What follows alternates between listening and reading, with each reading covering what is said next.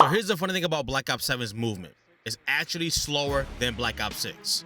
I know it might not have felt that way in the beta, but for the most part, we were on small-ish maps during the beta. But between the new wall jump mechanic, the controller aim assist adjustments, and the way that the devs are tuning these systems, this might quietly become the most skill-expressive Call of Duty in years. Let's talk about it. Now, a lot of people saw gameplay of Black Ops 7 or even touched it in the beta and kind of had some qualms with the movement. And yeah, in terms of raw pace, it is a little slower than Black Ops 6, but that doesn't mean it's less skillful. If anything, I think it's the opposite. And obviously, it's not like brainlessly slow like it was back in Modern Warfare 2 2022. Slower movement means you can't rely on the spammy side of things. You can't rely on everything to bail you out. Now it seems like every little thing you decide to do with your movement, it has to be intentional. But keep in mind, things are going to feel a little bit different come launch because developers made some adjustments to the Dexterity perk. That's going to affect sliding, mantling, and even how fluid your transitions feel. So we might end up with this weird hybrid where the game still feels deliberate, but your movement options open up more once your class setup is dialed in. It's slower,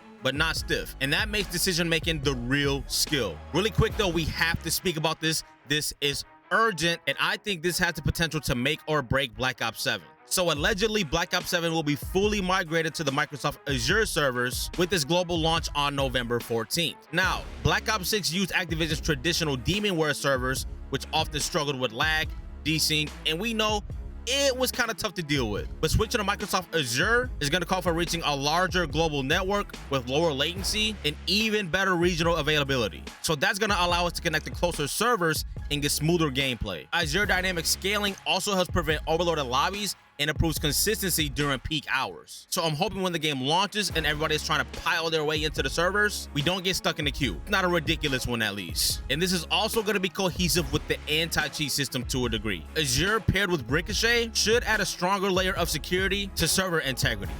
Well, we'll frickin' see about that. But I'm gonna try and talk about that extensively before the game drops. Let's get back to the main point of the video though. Let's keep talking about why the skill gap might be a little bit wider in Black Ops 7 though. So, the wall jump debate, corny or crucial? Some of the community thinks it's cracked, and some people are just straight turned off by it. They see someone bounce off a wall mid-fight and think, nah, this ain't it. But let's keep it a stack. I think a lot of people may or may not have forgotten about that 2015-2016 jetpack era. Yes, we can wall bounce in Black Ops 7, but we were straight up wall running in Black Ops 3 and Infinite Warfare. And that was way harder to execute and way harder to counter. You needed precise angles, pretty good spacing, and legit map knowledge to make it work. We were literally wall running outside of the map where most of the lobby couldn't even see us. By comparison, Black Ops 7's wall bounce is nowhere near as difficult to deal with when you're trying to execute or defend against. I don't think it's spammy. I think it's more of maybe a positional layer. I will probably use it more just to get around the map than anything. Obviously, it is kind of inevitable that you're going to get in some fights while wall bouncing, but as of right now, before the game launches, I plan on using it as more of a rotational tool than anything. And yeah, you're adding to some kind of verticality in fights, but you don't have an advantage like you would as if you were sitting in the top of the building or something. But do you think it's corny or do you think it's crucial? Let us know down below. And next, you know we got to talk about this, the controller aim assist adjustments. Now, this one is huge. The controller aim assist adjustments in Black Ops 7 might be the biggest skill gap adjustment since like Black Ops 4, give or take. Rotational aim assist is being toned down in some areas, meaning your crosshair won't lock on moving targets as aggressively. So the players who've been relying on that magnet are definitely gonna have a rude awakening when the game drops. We're about to see a bigger emphasis on tracking, centering, and first shot accuracy again. Something I've been super adamant on this channel is centering. A lot of times folks don't have bad aim, they just have bad centering. But this will separate the good shot players from the good aim assist players for real. But this is where I am genuinely curious. Since controller players were typically winning more at close range and losing more at long range, does that mean this is basically a close range nerf but a long range buff? That's something I will be watching closely when the game actually launches though. Drop your take on that down below. Now, snaking has been one of the most frowned upon mechanics for years now. Most of the CDL pros hated it. A lot of people in ranked abused it, but Black Ops 7 might be finally making it a little bit difficult to pull off. From what we've seen in the beta, it seems like you might not be able to abuse those head glitches the same way you were able to before. And obviously we have a plethora of more maps coming out at launch and with season 1. We might be able to find some bits and pieces there that you can take advantage of, but honestly, it's gonna make the gunfights more honest again. Now in the beta, it did seem like you could still pull off some sort of snaking animation, but I don't think it's going to be as nearly as broken as it's been in the past. But if this gets ironed out, I think that's a massive win for the competitive balance. Now, this one is a hot take. In Black Ops 7, timing is going to be the new movement. With less spammy movement options, timing becomes your biggest weapon.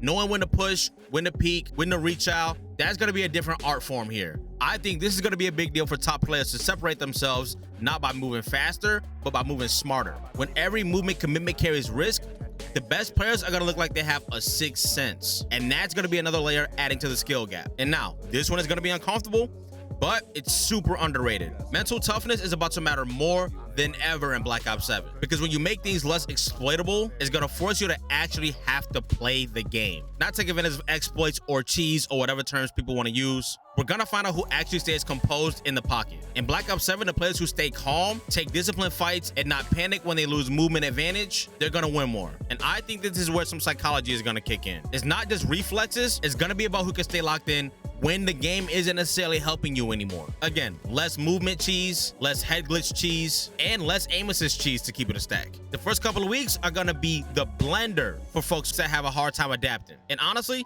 that is a skill too, and that is the one most players don't train. Speaking of staying locked in, shout out Advanced Gaming Supplements. They got supplements for every part of the gamer grind. Focus subs for you guys with ADHD, hydration for you guys with dry ass lips halfway through the gaming session, energy supplements for you guys who can't stay up past 7 p.m. on a Friday night, and sleep supplements for the ones who literally can't get off of the game past 4 a.m. This will be the second link down in the description, and most of these flavors slap. I have not yet tried one bad flavor from Advanced Gaming Supplements. This will be the second link down in the description, and use code NERVS10 for 10% off anything you want to cop off of the Advanced Gaming Supplement store. Now, with rotational aim assist being toned down and movement simplified, pure gun mechanics are going to be back in the spotlight.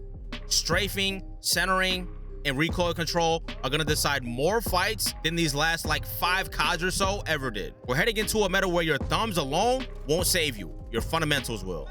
I can't say that movement feels like it's being redefined, but in my opinion, it definitely feels like cousins of Black Ops 6 and Modern Warfare 323, with the wall jumping of course. But the gap between good and godlike players might get wider than ever, because now if you don't understand spacing, timing, and control, you can't fake it. That movement crutch doesn't carry as much weight anymore, if it's even still there, and you also don't have sticky auto lock saving you anymore. The deeper picture is this might be what saves Call of Duty long term. It might frustrate some casuals at first, or maybe some guys who were aim assist made or quote-unquote movement demons. Again, yeah, you will still be able to execute some crazy movement, especially with the adjustment to dexterity, but it's not gonna feel like Black Ops 6, trust me. Black Ops 7 is definitely gonna reward awareness, composure, and if you ask me, we finally have a COD where skill actually matters again. Check out one of these 2 videos here though. If you'd like to debate or argue, go ahead and check this one out, or you can check out this video here. For the most part, Black Ops 7 looks promising, but there is this one thing that Treyarch is doing that I am just tired of. I'll see you guys over on one of these videos.